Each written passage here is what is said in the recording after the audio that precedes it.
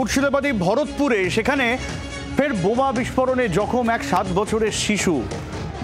বল ভেবে বোমা নিয়ে খেলতে গিয়ে দুর্ঘটনা ঘটে। বোমা ফেটে আহত হয় ওই 7 বছরের শিশু। তাকে কান্দি হাসপাতালে ভর্তি করা হয়েছে। ঘটনাস্থলে ভরতপুর থানার পুলিশ পৌঁছেছে। সোমা মাইতি রয়েছেন আমাদের সঙ্গে। ঠিক কি ঘটনা সোমা? ভরতপুরে আজ বিকেলে এই ঘটনা ঘটে, যেটা জানা যায় যে বাড়ির পাশে যখন বেশ কয়েকজন বাচ্চা একসঙ্গে খেলছিল, সেই সময় বল যখন ছুঁড়ে ফেলে তখনই কিন্তু বোমাটি ফেটে যায় এবং সঙ্গে সঙ্গে আহত হয়েছে। তাকে কান্দি মহকুমা হাসপাতালে নিয়ে এসে ভর্তি করা হয়েছে।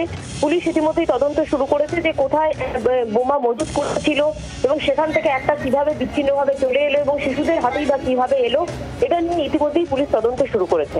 অনেক ধন্যবাদ সোমা। দুপুরবেলা টাইমে মেলা ছেলে খেলা করতে যায়, খেলা করছিল।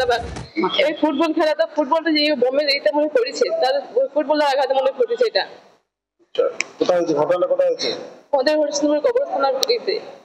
মানে বোমটা রাখা ছিল এই জায়গাতে? বোমটা রাখা ছিল বোমে, যেই ফুটবলটা করেছে মনে হয়।